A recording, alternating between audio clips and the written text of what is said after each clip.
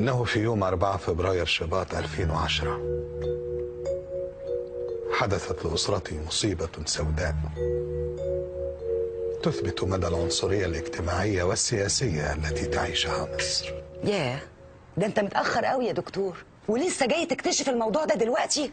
طب ما هو واضح من زمان. انت بس اللي مغمي عينك ومش عايز تشوف الحقيقة. يعني انتوا متصورين انه استاذ في علم الاجتماع زيي ما كانش فاهم ان الحياة في مصر بقت مأساة؟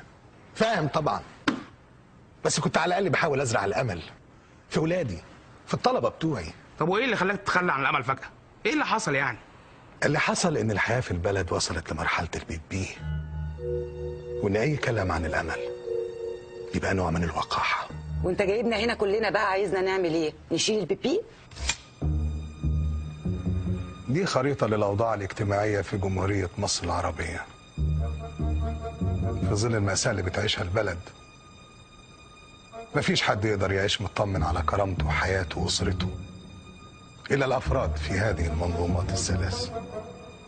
أولا، منظومة الجهات السيادية، الحكومة، أمن الدولة، المخابرات بأنواعها.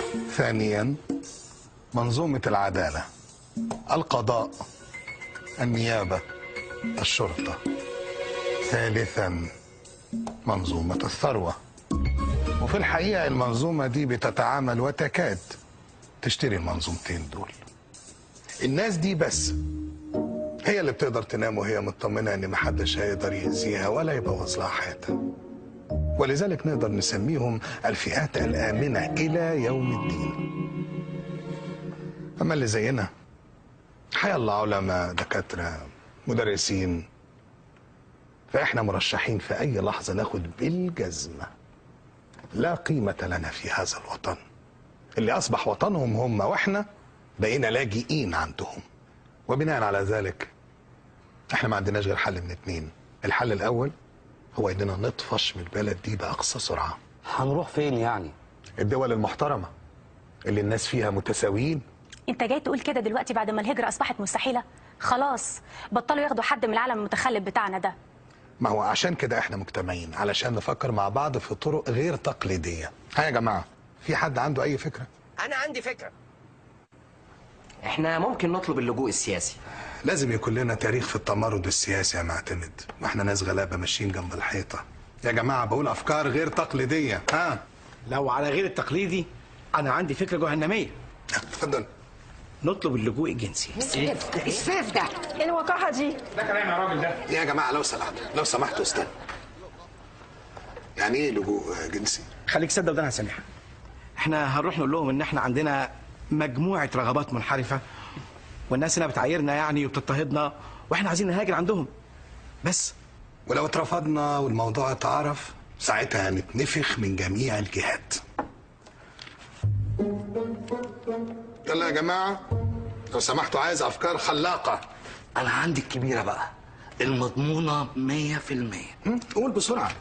نروح على سفارة السويد، الدنمارك، النواحي دي يعني، ونقول لهم بقى إن إحنا مضطهدين فكريا. هي فكرة عبقرية، بس برضو لو اترفضنا هنتنفخ من جميع الجهات. الحل التاني يا جماعة، لو فشلنا في إننا نهاجر واضطرينا نفضل في هذا الجحيم، هو إننا نحاول ننتمي إلى الفئات الآمنة. ازاي بقى واحنا زي ما قلت مجرد علماء ودكاترة؟ هننتمي للفئات العالية دي ازاي؟ بإننا نسيبهم، نتجوز منهم. لو ده حصل ساعتها هنقدر ندخل معاهم مظلة الأمان الخاصة بيهم. والله فكرة، بس اللي عنده عيال في سن جواز بقى. اتفقنا؟ بس على شرط، اللي هنساعده انه يهاجر ملزم يساعدنا كلنا، واللي هنساعده انه يتجوز من الآمنين ملزم يأمننا كلنا. اتفقنا؟ خلاص بقى انت هتفلقنا. طب يا ستي متشكرين. على كل حال بعد اذنكم انا عايزكم تفضلوا لي المساحة اللي في النص دي كلها.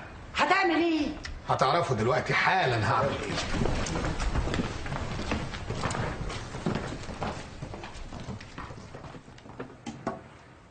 وبمناسبة احتفالنا ببداية خطتنا الكبرى للرحيل، اسمحوا لي اسمعكم مزيكا كلنا بنحبها.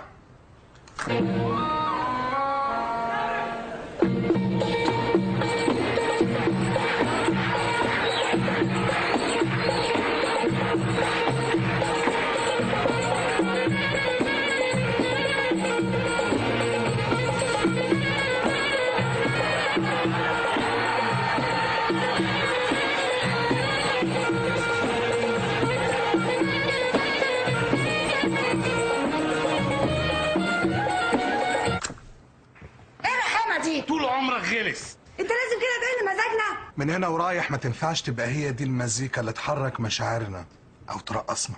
ليه بقى ان شاء الله؟ ما دام قررنا الهجرة يبقى لازم نطلع الوطن القديم من جوانا بكل تفاصيله وملامحه وطعمه. بس دي عملية صعبة قوي يا بابا. زي ما الوطن طردنا من جواه لازم احنا كمان نطرده من جوانا. يلا نجرب تاني وانا هساعدكم.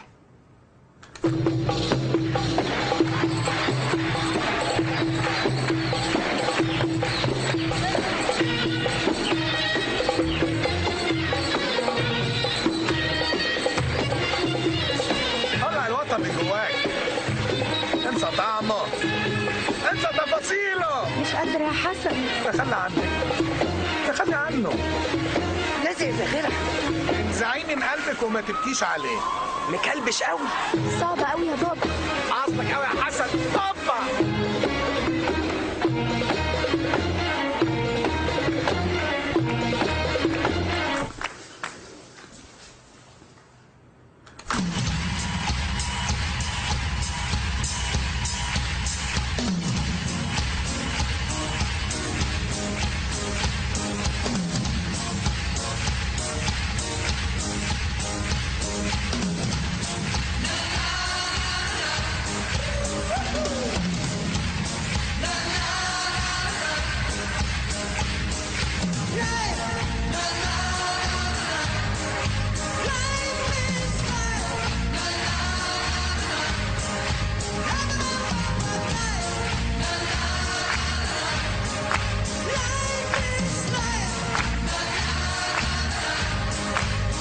مبروك يا جماعة، مبروك. أخيرا الوطن طلع من جوانا.